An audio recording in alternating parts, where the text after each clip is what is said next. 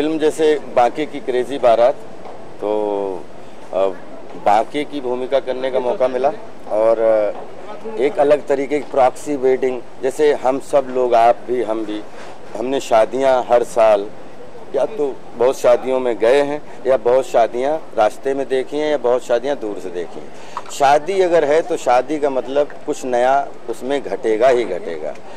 वैसे ही बाकी क्रेजी बारात एकदम एक, जिसमें बारात क्रेजी, जिसमें बाप क्रेजी, जिसमें माँ क्रेजी और मेरा कैरेक्टर तो है ही क्रेजी।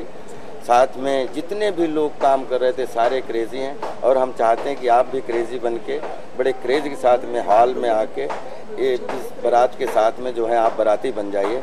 आप बाराती बन जाएंगे, आपका थोड़ा ब्लड अच्छा होगा और हमारा काम अच्छा होगा। आप नहीं आएंगे तो काम का कोई मीनिंग ही नहीं है। इसलिए बाकी की क्रेजी बारात एक अलग तरीके की बड़ी बच्चा, बूढ़ा और जवान सबको एक किचन में बैठ के खाना खाते हुए भी आप उसको डिस्कस कर सकते हैं। फिल्म देखने के बाद आप ये फिल्म कंप्लीट एक हम सबको लाफ राइट मनोरंजक फिल्म है। बाकी की क्रेजी बारात में आप कौन सा क्रेजी किरदार में? बांके। ये बाकी किस तरह का? इसकी शादी नहीं हुई है और जैसा कि टाइटल से ही लग रहा है कि बांके की बारात है, तो इसके मतलब जो कुछ भी प्रॉब्लम है उसकी बारात को लेके। इस बाकी को किस तरह की लड़की चाहिए, कुछ इसको रिक्वायरमेंट है उसकी लड़की? इसको किस तरीके की लड़की चाहिए ये तो मुद्दा ही नहीं आता। इसको तो एक अदद लड़की चाहिए शादी करने के लिए। इसके जीवन में कोई ऑप्शन नहीं है।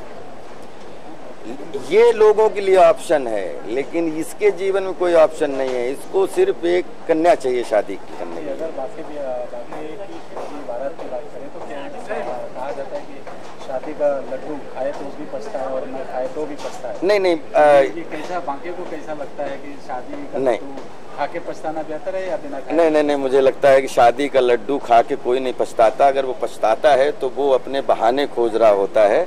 शादी का लड्डू ऐसा है, जो वही लड्डू एक ऐसा है जब आप खाते हो तभी आपको जीवन समझ में आता है, तभी आपको बाप क्या होता है वो समझ में आता है और परिवार में आपकी जिम्मेदारी क्या होती है वो समझ में आता है। शादी से पहले जो लड्डू होता है उसका शादी के बाद का लड्डू से कोई लेना देना नहीं होता है। एक्चुअली जो स्वादिष्ट लड्डू होता है वो बारात के बाद का होता है। अच्छा, बाकी आप बने थे इसके पहले मालामाल वीकली में?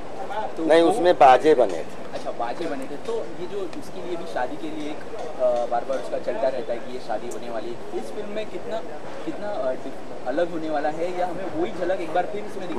मालामाल वीकली बिल्कुल अलग तरीके की एक फिल्म है और उसमें एक अलग तरीके की, जिसमें लॉटरी को लेके पूरे गांव का पागलपन है और इसमें बारात को लेके पूरे गांव का पागलपन है। तो मुझे लगता है ये उससे बहुत डिफरेंट फिल्म है। और जैसा कि फिल्म का जो फॉर्मेट है वो कंप्लीट हंसने हंसाने और आप लोगों को जैसे बोलते हैं ना, दिमाग घर पे आराम से पॉपकॉर्न खाइए, खूब देखते देखते अच्छी लाइनों पर हंसिए, अच्छी सिचुएशन पर हंसिए और परिवार के साथ घर जाइए। आपसे पूछना चाहूँगा, बहुत सारी खास फिल्में आती हैं लेकिन कई सारी खास फिल्में थोड़ी फुहरता भी होती है, जो क्रिटिक्स पसंद नहीं करते, दर्शक भी पसंद नहीं करते। आप परिवार के साथ देख नहीं सकते ऐसी खास फिल्म को। तो इस बारे में क्या कमेंट करना चाहेंगे और आप उसका एक प्रतिक्रिया में आप काफ़ी कोई कमेंट्री इसमें नहीं कर सकता, क्योंकि क्रिएटिविटी में एज एन एक्टर में तो किसी को चुनौती दे नहीं सकता। लेकिन मैं एक चीज़ कहता हूँ कि 3 डायमेंशनल सिनेमा होता है। किसी को ये सिनेमा अच्छा लगता है, किसी को वो सिनेमा अच्छा लगता है, किसी को वो सिनेमा अच्छा लगता है। हम एज एन एक्टर, हमें सिनेमा कौन सा अच्छा लगता है वो करने की कोशिश करता हूँ।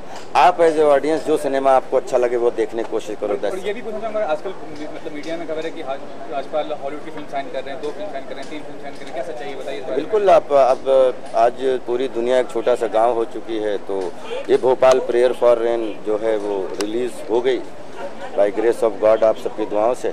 तो 100% हॉलीवुड के दरवाजे खुली गए। अब हॉलीवुड तो नहीं, हॉलीवुड तो एक है, बॉलीवुड तो हमारी प्रायोरिटी है जिसमें हमारी पहचान बनी। लेकिन मैं इसके साथ साथ 8-9 इंडस्ट्री में और काम कर रहा हूँ, जिसमें तेलुगु फिल्म की लॉन्चिंग किक 2 रिलीज़ हो रही है, जिसमें अभी अम्मा कन्नड़ा और हिंदी में वो कंप्लीट की। अभी तमिल की हमारी जो है 5-6 महीने में जो है वो पूरी शूटिंग शुरू है। बंगाली भी 2 मराठी कर चुका हूँ, 2 पंजाबी कर चुका हूँ। तो 150 फिल्में अगर हिंदी करने के बाद में मैं लगातार मेरा सपना ये है कि मैं दुनिया में जितनी भाषाएं अलग अलग हैं उनमें भी काम करूं और अपनी जो मातृभाषा है उसमें काम करूं। राजपाल की बात करें तो राजपाल की ऑडियंस एक अलग तरीके की ऑडियंस है और इसमें क्या कुछ अलग ऑडियंस को नजर आएगा? राजपाल की ऑडियंस जो भी है, जो भी राजपाल हैं वो ऑडियंस की वजह से आज देश के और दुनिया के हर घर को प्रणाम करता हूं जिन्होंने हमें प्यार दिया, जिन्होंने हमारी फिल्में देखी, हमें आशीर्वाद दिया। और राजपाल यादव की फिल्मों का उसमें कंप्लीट, चाहे कभी सीरियस एंटरटेनमेंट मिले चाहे कॉमिक एंटरटेनमेंट मिले, लेकिन राजपाल यादव हैं तो आपको एंटरटेनमेंट मिलना चाहिए, ये हमारी प्राथमिकता है। Thank you.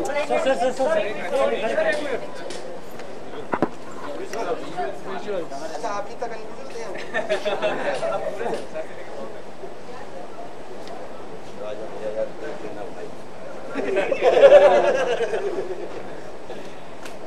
दोनों ही प्रॉक्सी दूल्हे हैं, तो दोनों कैरेक्टर करने में बड़ा मज़ा आया।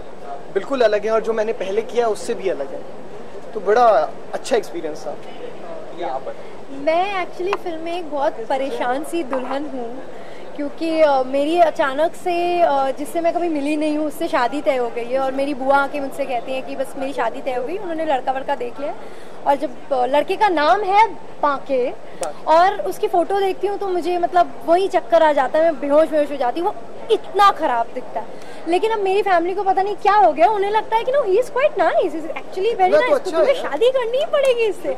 तो मैं इस डिलेमा में हूँ कि अब मैं अगर घर से भाग जाऊंगी तो मेरे घर वालों की नाक कट जाएगी, और नहीं भागूंगी तो मेरी लाइफ खराब हो जाएगी। तो इस डिलेमा में ये दुल्हन पूरे टाइम जो है क्रेजी होती रहती है। तो मैं इसलिए क्रेजी हूँ कि मेरी शादी बहुत ही अगली इंसान से हो रही है। तो कैसी रही केमिस्ट्री अगली इंसान राजपाल यादव के साथ? एक्चुअली अगली इंसान के साथ मैं उन्हें अगली नहीं कहूँगी, बिकॉज एक्चुअली उनकी फोटो नहीं, एक्चुअली वो क्या है कि इतनी बार अगली आप कह चुकी हैं, आप कह दीजिए अगली कौन है? बेचारे अगली पिछली सब बता दीजिए। मैं नहीं बता रही, वो तो आप जान जाइए। लेकिन मैं उन्हें नो ही इज नॉट अगली, he is a sweet heart. उनके साथ केमिस्ट्री बहुत अच्छी रही। पहले दिन जब मेरा सबसे पहला सीन ही उनके साथ डाला राजपाल जी के साथ डाला, और मैं बहुत नर्वस थी। In fact I was shaking you know when I went in front of him. He was like, अरे आप टेंशन मत लीजिए, आप मुझे अपना को एक्टर ही समझिए, एंड कोई सीनियर जूनियर ये सारी बातें आप दिमाग से निकाल दीजिए, मैं आपका को एक्टर हूँ इस फिल्म में।